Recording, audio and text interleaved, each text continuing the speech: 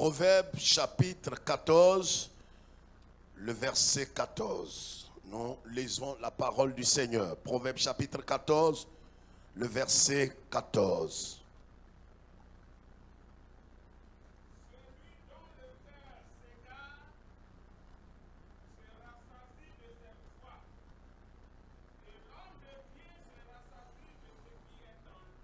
Merci.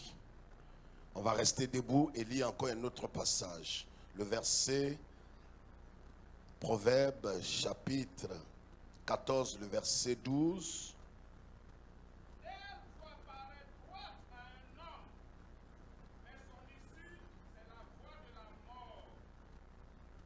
Amen. Veuillez vous asseoir. Voilà ce que nous déclare la parole de Dieu. Frères et sœurs, vous tous qui nous suivez, et ceux qui nous suivent aussi partout dans le monde. Salomon, qui est ici un prince. Salomon est le fils du roi David. Écoutez-moi très bien ce matin. C'est un homme sage. Un homme qui a expérimenté des choses extraordinaires dans la marche.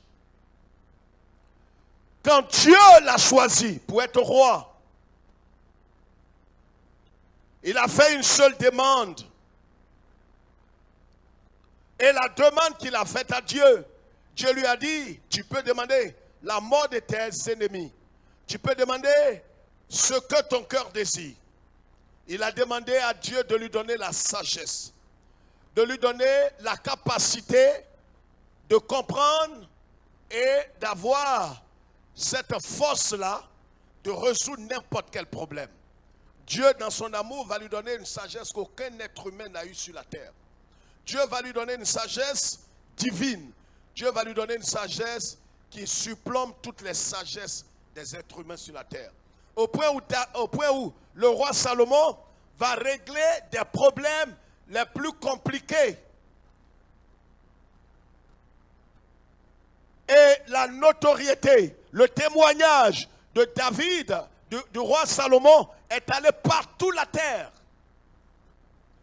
C'est cet homme qui a été investi par l'œuvre de Dieu, par le Saint-Esprit, qui parle ici ce matin. C'est un homme avisé, un homme sage, un homme éclairé, un homme qui a la pensée de Dieu, qui nous donne cette parole ce matin. C'est un homme avisé. À un certain moment, Salomon, la Bible dit, il s'est écarté de la voix de Dieu. Écoute-moi très bien. Salomon s'est écarté un tant soit peu de la voix du Seigneur. Et quand il s'est écarté de la voix du Seigneur, qu'est-ce qui va se passer? Il va commencer à vivre comme bon lui semble. Il est allé jusqu'à prendre 1000 femmes. Il a commencé à donner joie à tous ses plaisirs. Il a fait ce que son cœur voulait. Dieu l'a laissé faire jusqu'à ce que cet homme se repente, qu'il s'approche de Dieu, qu'il renonce à sa vie morale pour se conduire véritablement en fils de Dieu. Qu'est-ce qui va se passer? C'est dans cette pensée qu'il va écrire ces paroles sages qu'on appelle proverbes. Il va commencer à donner des conseils. Il va commencer à donner des conseils sages à tous ceux qui viendront après lui. Et c'est dans cette pensée qu'il dit cette parole forte. Il dit, celui dont le cœur s'égare, celui dont le cœur est en train de s'éloigner de Dieu, lève la tête ce matin, frères et sœurs. Celui dont le cœur est en train de s'éloigner, d'abandonner la course, celui dont le cœur est en train de quitter le droit chemin, celui-là, il se rassasie, il est heureux, il est content.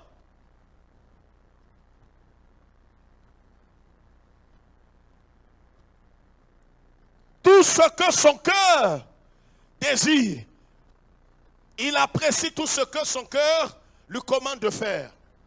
Son cœur lui dicte des pensées qui ne viennent pas de Dieu, mais il apprécie cela. Donc quand un homme est en train de s'éloigner de Dieu, son cœur s'éloigne de Dieu, sa pensée s'éloigne de Dieu, sa communion avec Dieu n'est plus au beau fixe. Son cœur lui dicte des choses. Mais ce que son cœur lui dicte de faire, il pense que cela vient de Dieu. Mais il ne sait plus qu'il est en train de s'éloigner de Dieu progressivement. Il est en train de s'éloigner de Dieu délibérément. Il est en train de s'éloigner du Seigneur. Il ne sait pas cela. Je voudrais ce matin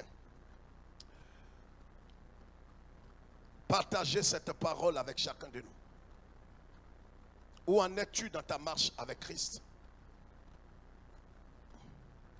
Je vais parler ici de 12 choses qui caractérisent le déclin spirituel.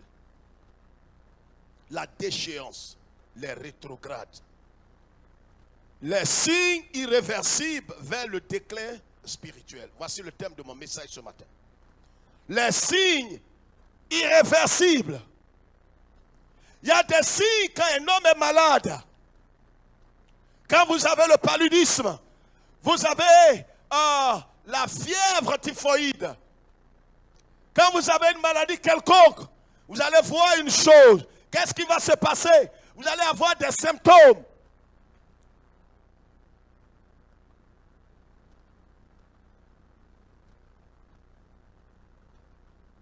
Vous allez voir certains signes qui se manifestent dans votre vie. Peut-être des boutons, peut-être la toux, peut-être la fièvre.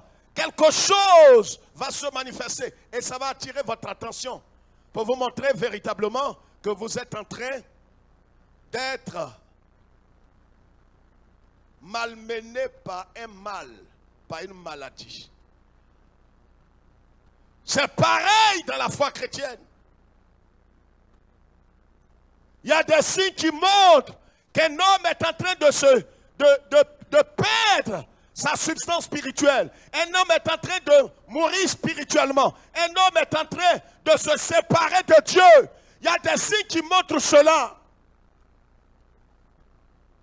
Ce matin, ma prière est que tu comprennes.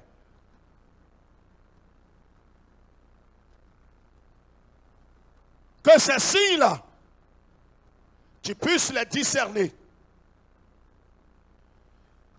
Et prendre des dispositions pour remédier à cela. Avant que le pire n'arrive.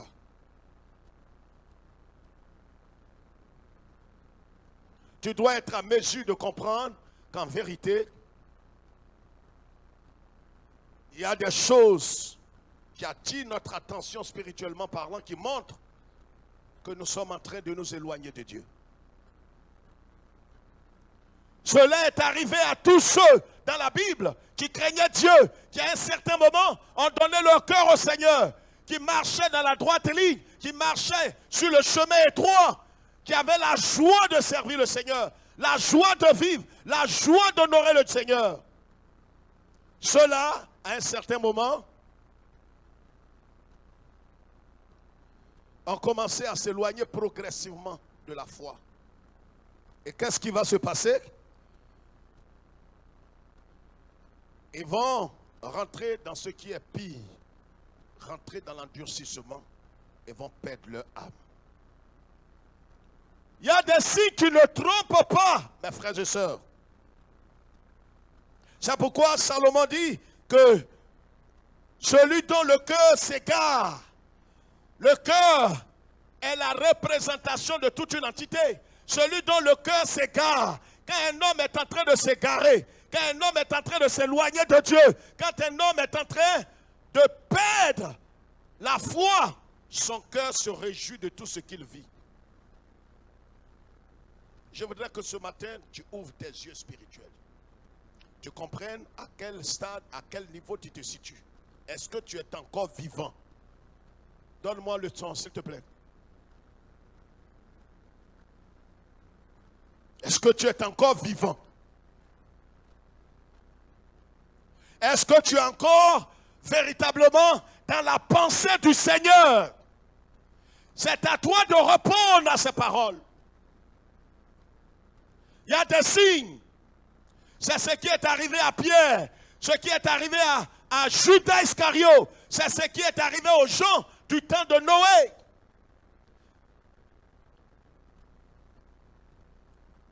« 1 Timothée chapitre 5, verset 6. Je souhaite que ce matin tu prennes note. On va lire très vite, on va gagner du temps. Allons-y. 1 Timothée chapitre 5, le verset 6.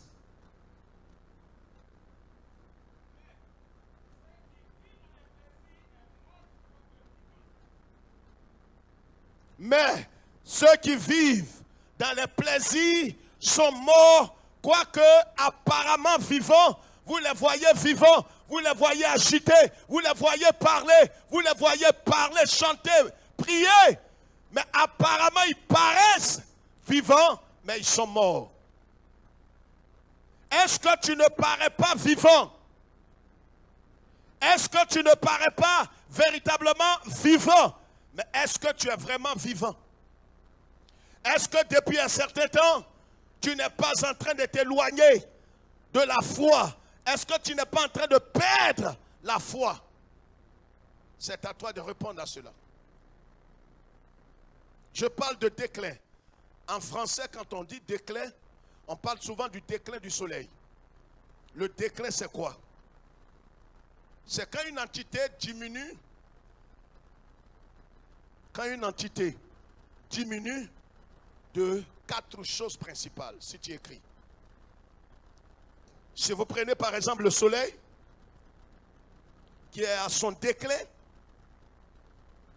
vous prenez un homme qui est à son déclin, une entité qui est à son déclin, vous allez voir que cette entité-là, ou l'état de cette entité diminue en éclat. C'est-à-dire que cette entité-là n'a plus d'éclat véritable. Quand le soleil est à son déclin, le soleil ne brille pas comme il se devait. Donc son éclat diminue. Deuxième chose, il diminue de grandeur. Troisième chose, il diminue de valeur. Sa valeur diminue. Et quatrième chose, il diminue de puissance. Et cela est pareil. C'est aussi valable pour des croyants que nous sommes en Christ. Est-ce que tu n'es pas en train de perdre ta valeur spirituelle?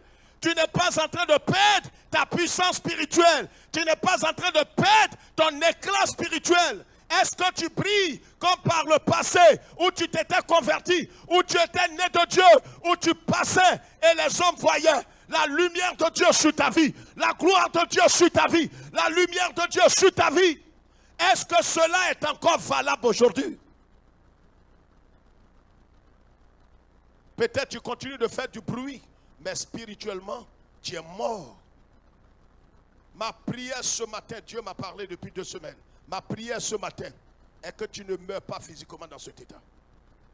Ma prière ce matin est que tu prennes conscience de te réveiller.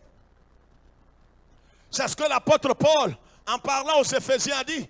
Réveille-toi, réveille-toi, toi qui dors. Réveille-toi, toi qui dors. Te réveiller, c'est ta responsabilité.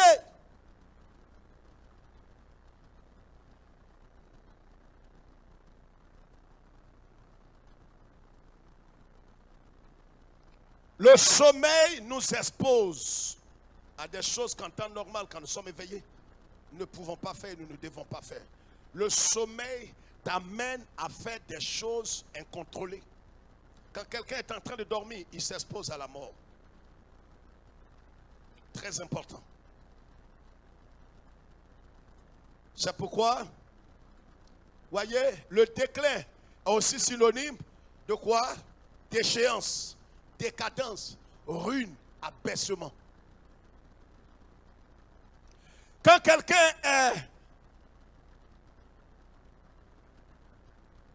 en train d'aller allègrement vers le déclin spirituel, quand il est en train d'être déchu, quand il est en train d'emprunter le chemin de la déchéance, de la décadence, de la ruine, c'est ce qui est arrivé à Noé. Et aux gens du temps de Noé. Seulement que Noé, lui, quand Dieu s'est révélé à lui, il s'est réveillé, il s'est relevé et il a écouté la voix du Seigneur. C'est ce qui a sauvé Noé. Je prie que ce matin, le Seigneur illumine. Parce que Dieu ne te condamne pas. Dieu te tend la main. Dieu ne te juge pas. Mais Dieu ce matin attire ton attention. Un danger est en train de venir allègrement vers ta maison, vers ta vie, vers ton âme, vers ton travail, vers tes affaires, vers ton foyer. Mais Dieu t'interpelle. Il t'avertit comme il a averti Caïn. La mort est couchée à ta porte. La mort est couchée à ta porte à cause du sommeil, à cause de la décadence et du déclin spirituel. Tu es en train d'aller vers la ruine. Réveille-toi. Réveille-toi.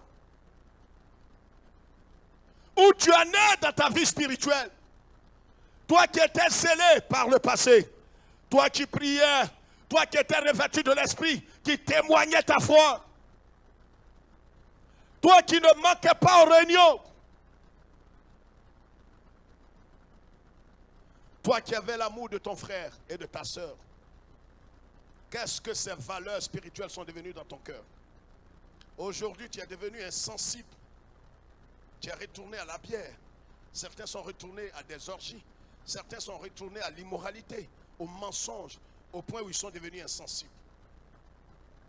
Je vais te montrer 12 signes. Et si ce matin, tu te retrouves dedans, je le dis sur cette Bible, si tu ne te réveilles pas, le pire t'arrivera. Je prie que Dieu, qui te parle ce matin par mon canal, t'amène à te réveiller. T'amène à te réveiller, à prendre conscience que Dieu, il ne parle pas en vain. Le premier signe, c'est l'indifférence aux choses de Dieu. Quand quelqu'un rentre dans le déclin, je te prie de prendre note. Ne sois pas orgueilleux encore ce matin. Quand quelqu'un est en train d'aller vers le déclin, la ruine, quand quelqu'un va perdre sa vie, perdre son foyer, perdre son âme, il est indifférent aux choses de Dieu.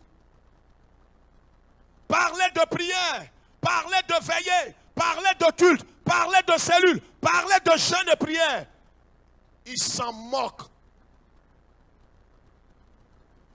Il a dépassé ça. Ça ne lui dit rien.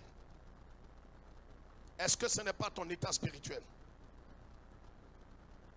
Et même s'il venait au culte, il est indifférent. Il est assis, il regarde de façon hagard.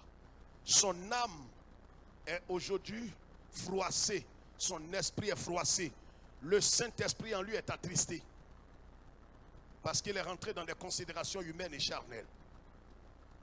Est-ce que tu n'es pas aujourd'hui devenu indifférent aux choses de Dieu? Les choses de Dieu ne te disent plus rien. Toi qui priais, et quand tu priais, tu sentais la présence de Dieu. Tu savais à l'intérieur de toi que spirituellement tu es en train de parler à Dieu et tu étais en communion avec Dieu. Est-ce que tu sens encore cela? La dernière fois où tu as senti véritablement que le Seigneur est avec toi et tu as senti sa présence et tu as vu le Saint-Esprit en action dans ta vie, date de combien de temps? Tu cours un danger. Tu ferais mieux de te réveiller. Le Seigneur a dit une parole forte. Le Seigneur a dit ceci. Matthieu chapitre 24. Verset 12. Lis cela.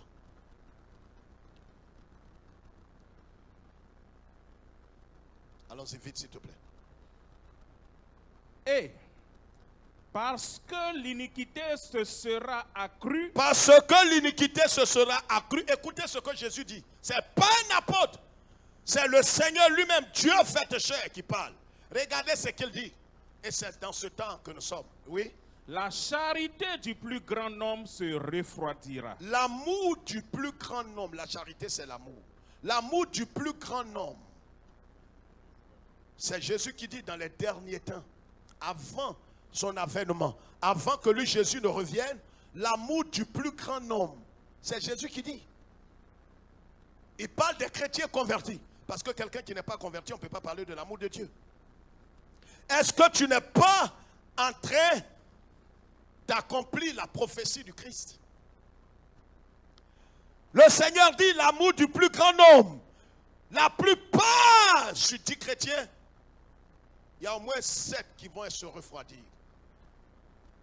Ils vont perdre courage. Ils vont traîner les pieds pour les choses de Dieu. Ils seront indifférents. Ils vont rentrer dans la ruine, dans la déchéance et dans le déclin. Ils deviennent indifférents. Leur cœur commence à s'endurcir. Le Seigneur dit, l'amour qu'ils auront pour Dieu, l'amour qu'ils avaient pour Dieu et pour leur prochain, va commencer à se refroidir.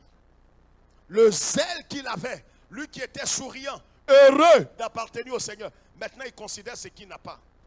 Il considère ce qu'il n'a pas possédé. Sa tristesse commence à rentrer dans son cœur.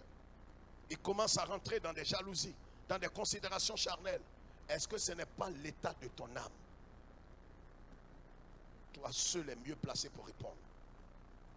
L'indifférence aux choses de Dieu, aux réunions, aux prières, aux rassemblements. Dites-leur qu'il y a une veillée. Il n'en a qu'une, ça ne lui dit rien, lui et sa femme, lui et ses enfants, elle et ses enfants, ça ne leur dit rien. Oh, ce n'est pas la veillée que je ne vais pas faire là, c'est pas pour ça que je vais aller en enfer. Voici les premières paroles de quelqu'un qui est déchu. Ton âme est en train d'être attaquée. Quand vous entendez ça d'un homme, peu importe son âge, méfiez-vous. Faites tentation, ne les fréquentez pas trop. Je vous donne des conseils venant du trône de Dieu ce matin. Il y a des gens qu'il ne faut pas trop fréquenter. Ils vont vous contaminer. Ce n'est pas le fait de ne pas aller au culte dimanche qui va faire que je suis perdu. Tu t'entends parler? Quand la Bible dit qu'il est doux, agréable pour des frères et sœurs d'être ensemble, c'est là que Dieu envoie la vie pour l'éternité. Toi, tu dis le contraire de ce que Dieu dit. Tu deviens un ennemi de Dieu. Tu es indifférent. Or, par le passé, tu ne disais pas ça. Quand tu ne voyais pas un frère, une sœur, ton cœur brûlait au-dedans de toi. Tu es en train de perdre ton âme. Tu es en train de mourir. C'est des signes. C'est comme des boutons de palu. Ne sois pas inconscient. Ton âme est en train de t'échapper. Si ce matin tu ne prends pas au sérieux cette mise en garde, c'est que tu as décidé de te suicider. Méfiez-vous de ces gens. Même si c'est un pasteur, il te dit des conseils du genre, oh moi, c'est pas le fait de ne pas aller.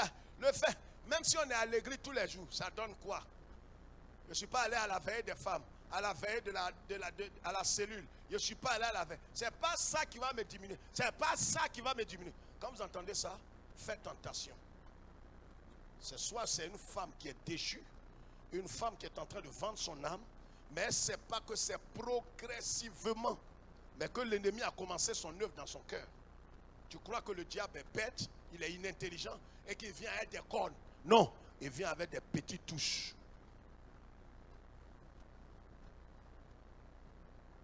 Deuxième chose, l'insensibilité aux souffrances des autres. Tu es insensible, l'indifférence. Premièrement. Deuxièmement, être insensible, l'insensibilité. Insensible. Quelqu'un pleure à côté de lui, ça ne lui dit rien. Quelqu'un est en train de souffrir, ça ne lui dit rien. Quelqu'un pleure, ça ne lui dit. Or, par le passé, son cœur est tellement rempli de l'amour de Dieu que quand il voit quelqu'un, il est prêt à venir. Même s'il a 500 francs, il est prêt à donner 300 francs à son frère. Il est prêt à partager. Je ne dis pas de donner ton argent. Ce n'est pas l'argent qui est important dans ça. Mais c'est l'esprit qui est suit. C'est le motif, la motivation qui t'animait. C'est ça qui a plus de valeur. Mais aujourd'hui, cela n'est plus d'actualité dans ta vie. Tu parais vivant, tu cries, tu sautes. Alléluia! Alléluia! Tu es un tonneau vu d'un cafard. C'est comme un... Vous voyez le cafard? Le cafard que les fourmis transportent. Gros cafard, ils le transportent. Quand on le transporte, c'est qu'ils ont mangé son intérieur. parais vivant, mais spirituellement, tu as tout perdu. Insensible. On dit, mais il y a une soeur qui a perdu son père. En bon, moi, le travail actuellement là ne me permet pas vraiment d'aller consoler quelqu'un. Moi-même, j'ai trop souffert dans ma vie. Aller chez quelqu'un à l'heure là, où actuellement les djihadistes, c'est-à-dire des arguments stériles et inintelligents, apparaissent dans son langage. Ça me fait pas rire, messieurs. C'est ton âme qui est en jeu. Ça fait pas rire. Il n'est plus compatissant.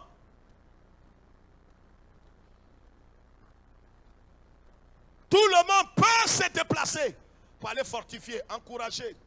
Ça ne lui dit rien.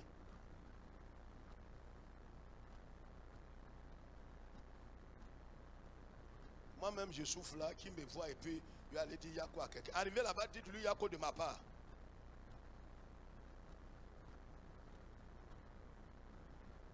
C'est-à-dire ton cœur devient insensible.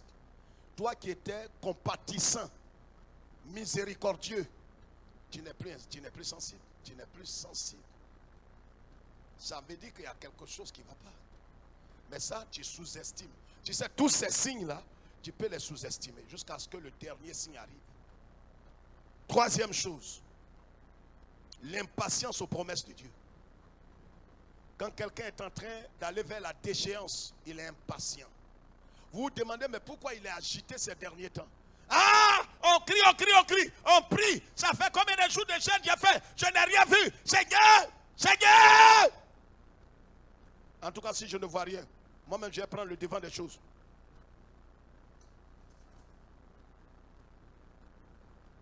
C'est quel Dieu on prie? On apporte son offrande, on apporte ses dîmes, on fait tout. Seigneur.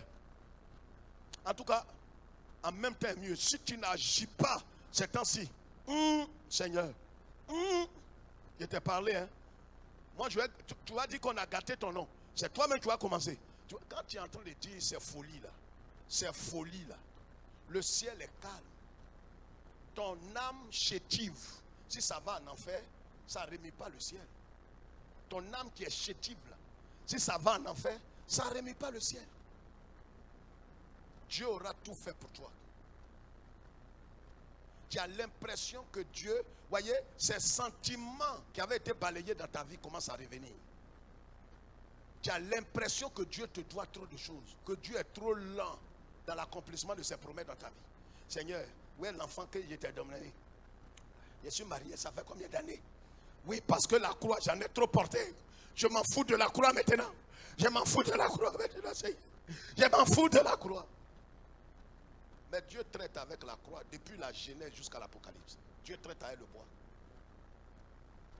Quand le premier monde a eu son problème et que Noé a entendu la voix du Seigneur, Dieu lui a dit de prendre le bois de gopher. Il va faire l'arche. Le jugement viendra, mais il résistera au jugement.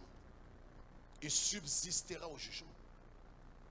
Un peu plus loin, Moïse, quand ils sont arrivés devant Mara, cette rivière amère, et que l'eau était amère, Dieu n'a pas dit changer d'eau. Dieu dit cette même eau-là. Le problème, ce n'est pas de changer d'endroit, ce n'est pas de changer d'église, ce n'est pas de changer d'habitation. Je change de quartier. Le problème, mais si c'est Dieu qui t'a dit, il faut le faire. Il aurait pu dire, bon, on ne va pas boire de cette, ne touchez pas. Allons sur une autre flaque d'eau, allons sur une autre rivière. Dieu dit non, gardez cette rivière. J'ai la capacité de transformer l'intérieur de cette rivière. Dieu a la capacité de transformer le cours de ta vie. Si seulement tu reconnais ce matin ces signes qui sont en train de pointer le nez dans ta vie. Dieu est un Dieu de compassion. Moïse l'a appris quoi encore? Un bois. Dieu lui dit prends un bois. Dieu, il traite avec le bois. C'est le symbole de la croix. En dehors de la croix, il n'y a pas de vie. En dehors, je vous l'ai dit du haut de cette chair. Cherche un autre message. Je te garantis qu'au soir de ta vie, tu termineras la croix. Le tout ne veut pas dire, le tout ne suffit pas de dire, je suis allé à l'église jusqu'au soir. Comment tu as achevé la course? Comment tu as achevé? Quelqu'un peut courir ici jusqu'à l'aéroport, à Port-Boué, à Abidjan. Mais dans quel état il est arrivé? On dira, mais il est arrivé. Mais il est arrivé dans quel état? Il arrive, peut-être il est mort. Mais l'avion ne prend pas quelqu'un qui est mort. Il est arrivé quand même. Paul dit, j'ai combattu le bon combat, j'ai achevé la course, mais par-dessus tout, j'ai gardé. C'est la foi là qu'on est en train de perdre là. C'est la foi là. C'est la foi là qui est le moteur du salut. Quand tu perds la foi, tu as tout perdu. Moïse a mis le bâton, l'eau est devenue douce. Plus tard, un prophète du nom d'Élisée, ses disciples lui avaient dit, prophète, nous sommes à l'école de Dieu. L'endroit où nous sommes est restreint. Accompagne-nous, nous allons couper des poutres, des bois et nous allons faire un apatam. Il dit, allons-y. Quand ils sont partis, arrivés là-bas, qu'est-ce qui va se passer? Le fer qu'ils avaient emprunté est tombé dans l'eau. Le prophète dit, indiquez-moi exactement là où le fer est tombé. Ils ont dit, prophète, c'est là exactement le fer est tombé.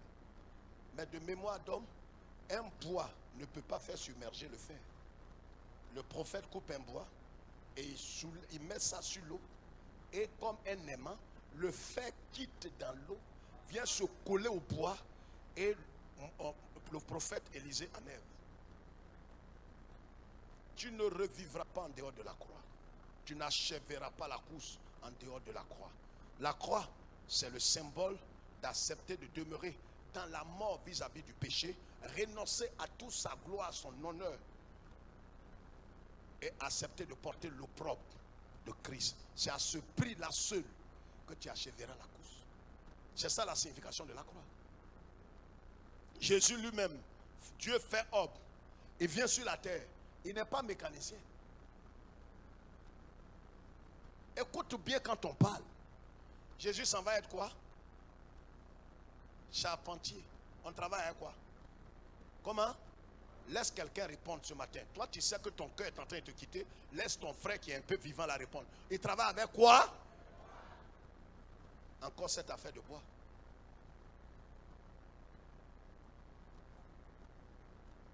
Dieu, depuis Genèse, travaille avec le bois. C'est le symbole de la croix. Le symbole de la croix.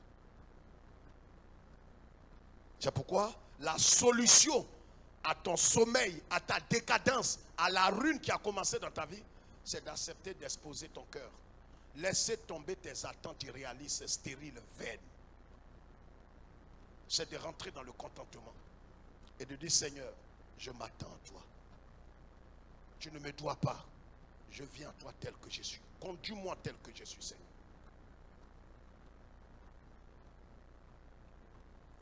Troisièmement, l'impatience aux promesses de Dieu. Chercher un raccourci.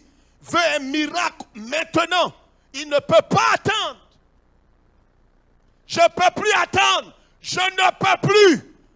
Dites au pasteur, je ne peux plus. Si c'est la croix qu'on doit porter, je ne peux plus. Adieu. Adieu 3 fois, adieu. Je te dis adieu. Le seul message que j'ai pour toi, c'est le message de l'évangile. Je n'ai pas d'autre. Va ailleurs et rejoins tes pères.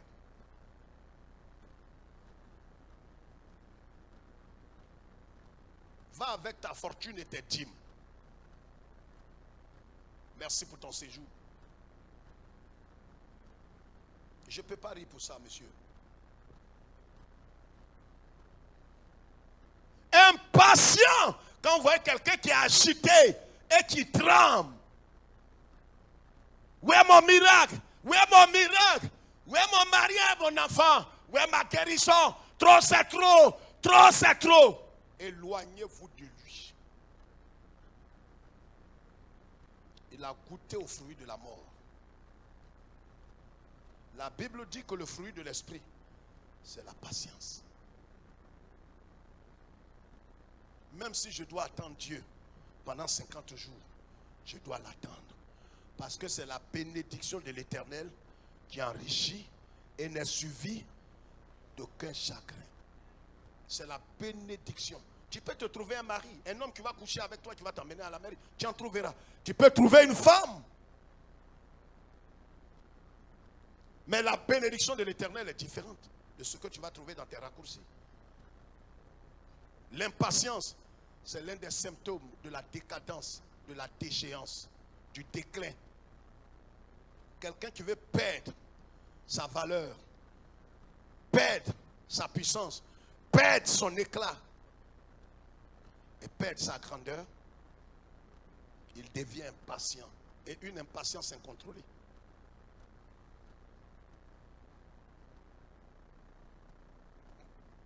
Il n'attend plus. Lui qui était patient avant, il n'attend plus. Il dit trop c'est trop. Trop c'est trop là commence à venir dans sa bouche. Trop c'est trop. Trop c'est trop. Trop c'est trop. Trop c'est trop. Je ne peux plus. Mais va là où tu peux. Il y a des gens qui vendent leur cœur, leur âme, ils vendent leurs parents et puis ils deviennent riches. Empruntent ces voies-là aussi. Ça me fait pari. Je le dis parce que Dieu dit ça aussi à des gens à la fin des temps.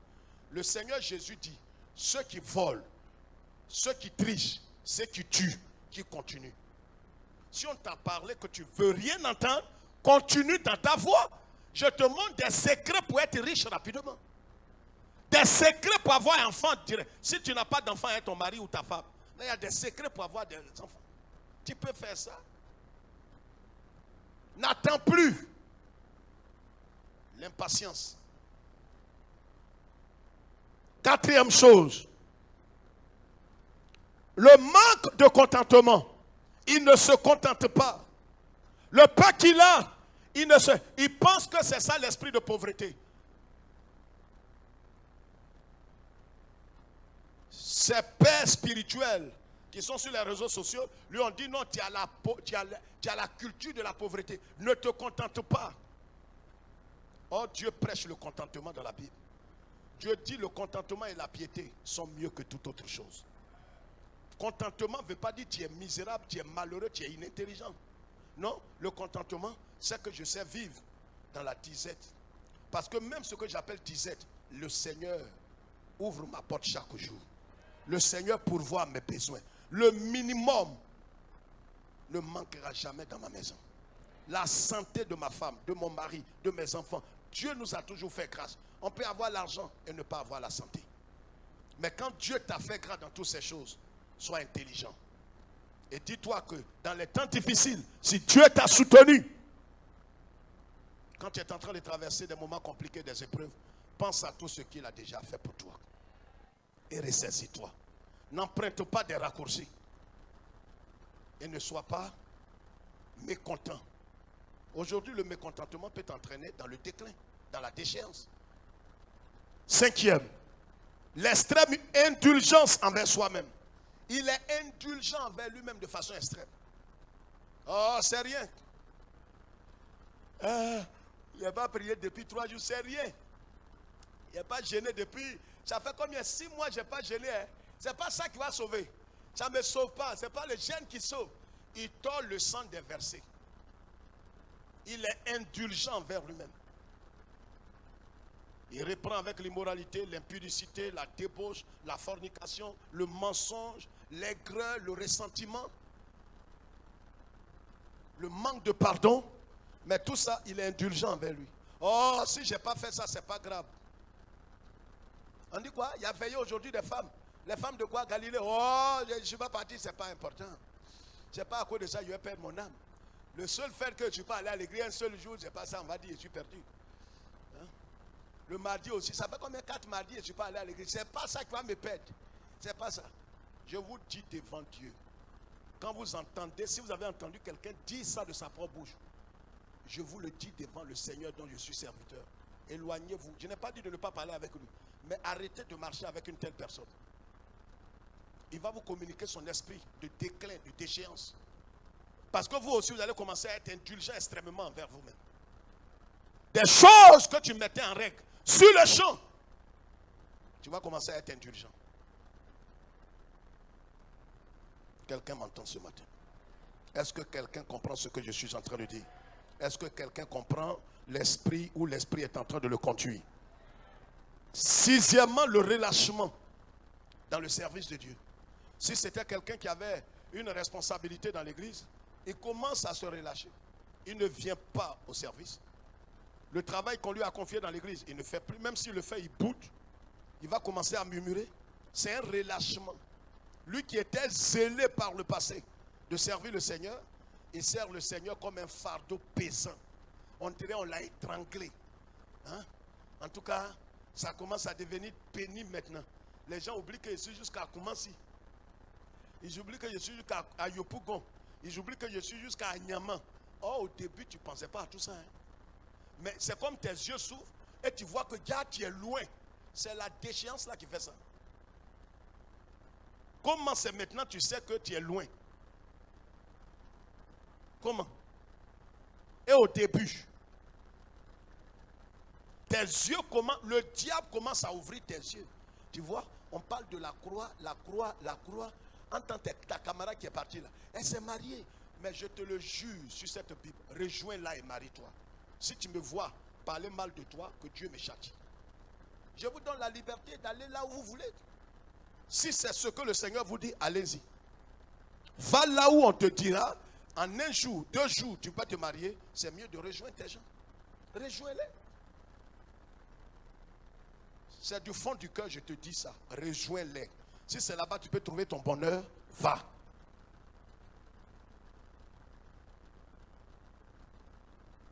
Moi, le Seigneur m'a mis en garde. Je n'ai pas 2 messages. C'est ce qu'on prêche. Et Dieu bénit. Dieu relève. Dieu rend prospère. Dieu accorde le financement. Et pourtant, on ne parle pas de prospérité. Mais Dieu rend les gens prospères. Sois intelligent dans ta vie. Sois intelligent.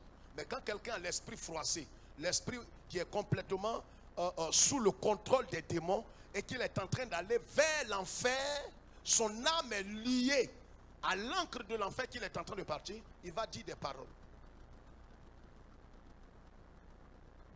Ce matin, je ne suis pas en train de rire. Le relâchement. Relâchement. À la cellule, ça fait des années. Les réunions des femmes, oh, belle lurette. Les cultes, les réunions du soir, trouve que son transport est trop. Je n'ai même pas fait attention dans ça là. On dirait même que le mois, c'est une affaire, c'est un budget, hein? C'est un budget cette affaire de mardi là. C'est un budget, hein?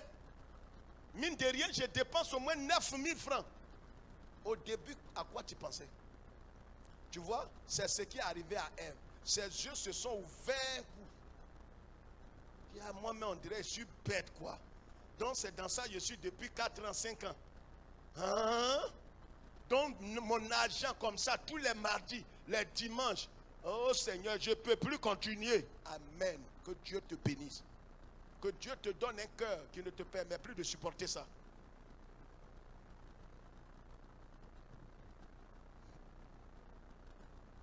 Septième, l'amour du monde. Commence à aimer la compagnie du monde. Ses parents du village qui boivent la bière, c'est pas mauvais d'aller aux réunions. Il va voir les chefs du village. Il y a longtemps que je ne suis pas venu aux réunions du village. Hein. On dit, ah bon ben, tu es venu, tu vois quand on te parlait votre affaire d'Alléluia, tu as compris maintenant, tu viens aux réunions maintenant. Toi, je t'ai gagné dans Wallet, non? Il dit, oui, je vais reprendre ça un peu. On va reprendre Wallet là. L'église là m'a pris tellement le temps. Maintenant, moi, c'est le dimanche, je vais à l'église. Je sais de quoi je vous parle. Tu commences à reprendre tes loisirs. Aller à la réunion de famille, c'est normal, c'est biblique. Mais ça dépend dans quel esprit. On dit, mais bon, Diaconé, toi tu ne bois pas bien depuis 9 ans. Tu es dans Alléluia. Sinon, voilà Bok. C'est une nouvelle version. Ça, c'est jus de maïs pur. Dis, mais servez-moi un verre. Ah! On te dit, c'est pas. Même les pasteurs, ils boivent ça. Et servez-moi un verre, je vais goûter voir. Ah oui, c'est pas mal. Oui, mais tu es nouveau. C'est pas mal. Servez-moi un deuxième verre. Aïe, aïe, aïe, aïe, aïe, aïe. Je ne ris pas, je ne vais pas rire avec toi ce matin. Parce que je sais ce que Dieu m'a commandé de venir te dire. Je ne suis pas prophète, je suis venu parler de sa part. Tu commences à aimer le monde sans t'en rendre compte. Tu vois ça comme quelque chose d'anodin, c'est rien. bois bien. Deux petits verres de koutoukou que j'ai pris. 2 petits verres. C'est ça, j'ai péché. Donc quand on va à l'église, c'est lui qui parle comme ça. On ne boit pas bière, on ne boit pas vin. Donc 2 petits verres de koutoukou. J'ai bu, Dieu a enlevé mon nom dans le paradis. C'est-à-dire, il commence à être arrogant et il commence à être quoi? Hypocrite et bavard. Qui t'a demandé? Tu peux boire même un seau de koutoukou. Non, ça ne me dit rien. J'ai dit, ta vie est entre tes mains. Fais de ça ce que tu veux. Ta vie est entre tes mains. Si tu ne veux pas te réveiller ce matin, ta vie est entre tes mains.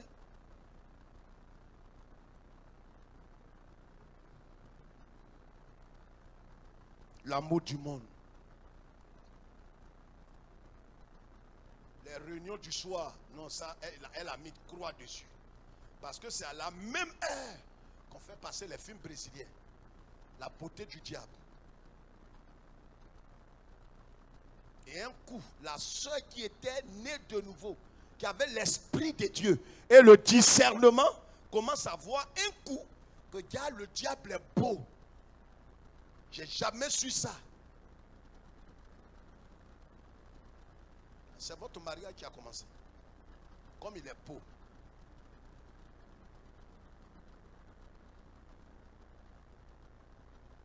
Tu commences à prendre goût à des choses, tu te demandes. Tu commences à prendre goût. Ça te dit rien. Quand tu fais, qu'est-ce qu'il y a chose? Qu'est-ce qu'il y a chose? Quand quelqu'un est dans le coma, on le pince avec compas, le bout du compas. Ça ne lui dit rien. On le pince. Il est profond dans un coma. Ça ne lui dit plus rien. Je crois que ce n'est pas ta part ce matin. J'ose croire. J'ose croire. 8e, la prééminence de la chair. La chair prend le dessus. Il devient hystérique, colérique en tout.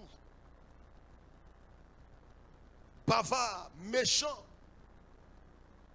arrogant. Il est plaisanté dans tout. Il prend tout à la légère. Quitter dans une certaine plaisanterie. Il y a des gens qui prennent tout avec plaisanterie. C'est les œuvres. C'est-à-dire qu'il a cédé la première place à la chair. La prééminence de la chair. C'est la chair qui est au contrôle de tout. Il voit tout de façon charnelle. Pendant la Pâque, on a dit ici qu'on avait un match. Mais les plus charnels et ceux qui sont en train d'aller vers la décadence et la ruine de leur âme, ont considéré ça comme quelque chose de banal. Or, pourtant, tout ce que Dieu décide, c'est pour un but spirituel. Mais ceux qui sont en train d'exposer leur âme à la ruine spirituelle n'ont pas jugé bon. Des jeunes qui ont commencé à perdre leur âme n'ont pas jugé bon de venir. Des hommes, des leaders n'ont pas jugé bon. Comme la veillée des femmes ce vendredi. C'est qu'ils n'ont pas jugé bon.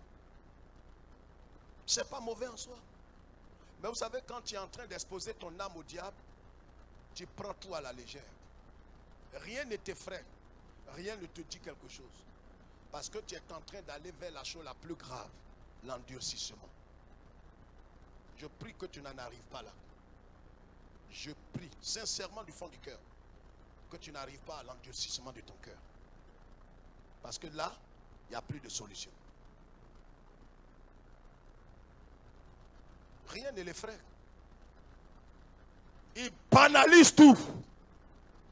Plaisante avec tout. Parler de son âme qui est en train de... Ça fait quoi? Mon âme... Donc, à cause de 2 verres de bière que j'ai dit la dernière fois, tout le monde me voit en diable. La bière, c'est du jus de... C'est jus de maïs. C'est nous qui diabolisons ça. Moi, je suis allé dans un maquis. Bon, j'ai pris 2 petits boubas, 2 petits. Moi, je sais ce que je bois. Je ne me saoule jamais. Quand je vois que pour moi est arrivé, il croit être intelligent dans tout ce qu'il dit. Actuellement, je suis en train de prier avec une sœur. Bon, on s'essaie profondément. S'essayer profondément, là, ça veut dire quoi? Bon, parce qu'il faut comprendre, ça veut dire quoi? On se touche un peu, on ne va pas en profondeur. Mais on se touche. C'est l'esprit de Sodome là qui est en train de gagner ton cœur. Mais ça, avant, toi, tu as touché fesses de femme. On dirait que tu as tué l'homme. Aujourd'hui, ce n'est plus le cas.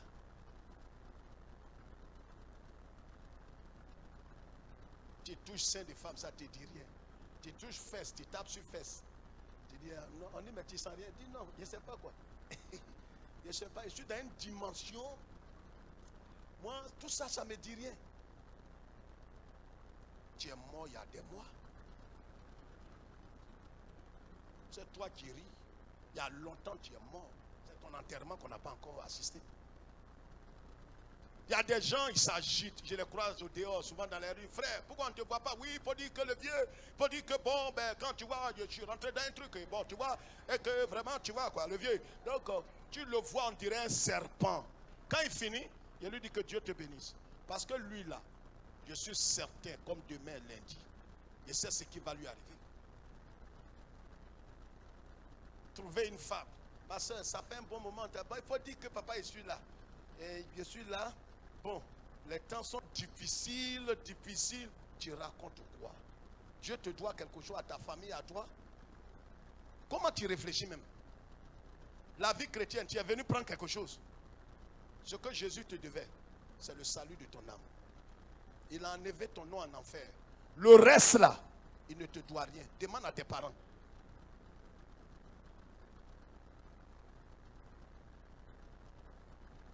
Eux-mêmes ne sont pas déjà partis, n'ont pas dévancé dans votre maison familiale.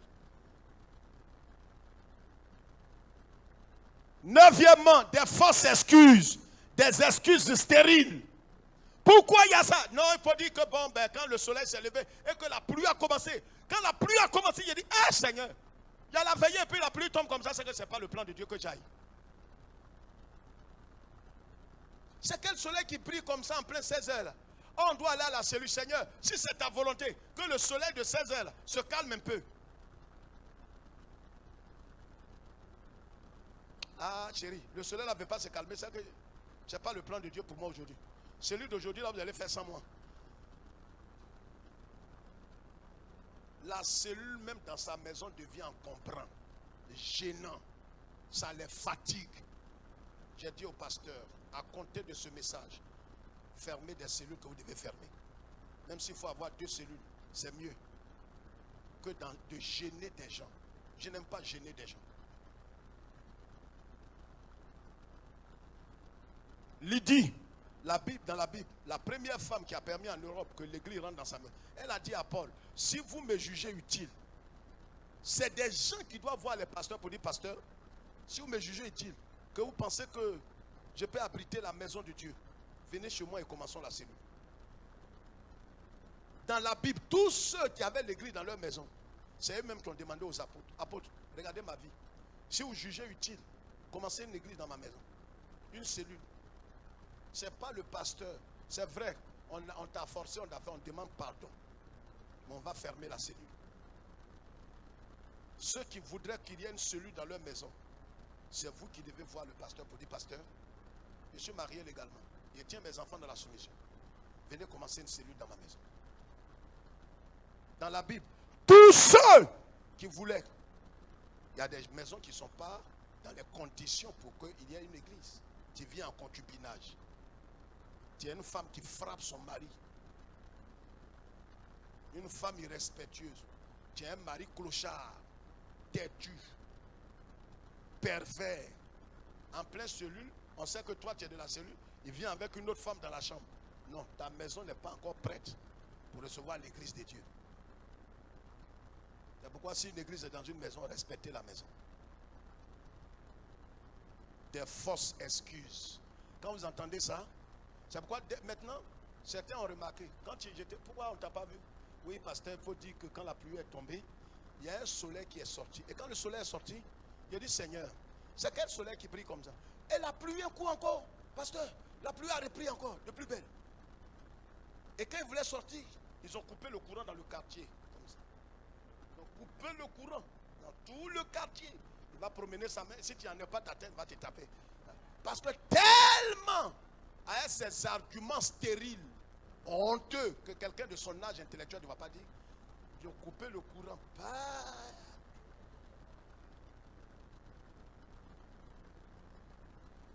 Mon habit que je devrais repasser, je n'ai pas pu. J'ai dit non, on ne va pas dans la maison de Dieu avec habit froissé. Mon habit était repassé, mais je n'avais pas d'offrande. Pasteur, je ne peux pas aller à l'église sans offrande. C'est quoi tu racontes même? Tu racontes quoi? Et puis à qui tu dis ça? Je vais vous dire quelque chose, par politesse. Ces choses-là, si tu te poses, il m'arrive un jour de te poser une question. Ne me donne pas ces réponses-là. Ça ne va pas te rendre service. Garde-les pour quelqu'un d'autre. Quatrième point. 10e. Insouciant aux choses de Dieu et à sa propre vie. Il est insouciant. 11e. Se croit sage plus que tout le monde et intelligent à ses propres yeux. Il se croit sage et intelligent. 12e, l'absentéisme sans regret, sans raison valable. Il peut manquer à des réunions, manquer à des cultes, manquer à des réunions de prière. Demandez-lui, il s'en fout. Quoi, j'étais pas là? Lui-même, il ne sait pas qu'il n'était pas là.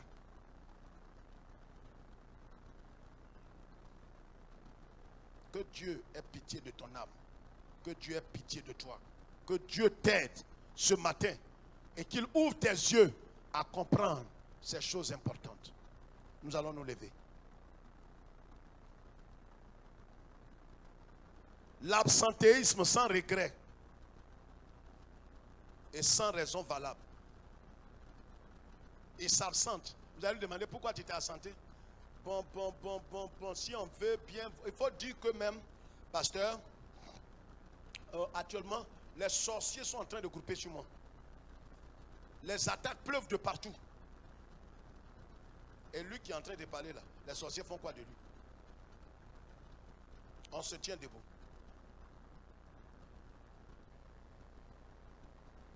Levons la main, je vais prier. Pasteur Nzi, apporte-moi la Sainte Seine.